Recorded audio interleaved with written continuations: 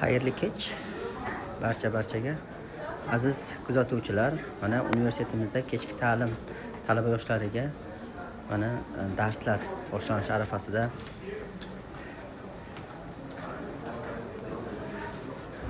Sekin astalik bilan talabalarimiz kelishmoqda va bizda noodatiy tarzda, noan'anaviy tarzda ishlangan mana inson o'z qo'li bilan, ya'ni o'zini kelajagiga bolta uradi va ilm daraxt orqali kelajagini yaratadi. Zo'ra, mana shunday qaysi universitetda mana shunday ikkita insonning ikki qiyofasi. Men mana shuni deb hisoblayman. Va talabalarimizga omad yor bo'lishini tilab qolamiz. O'qishlaringizga muvaffaqiyatlar yor bo'lsin.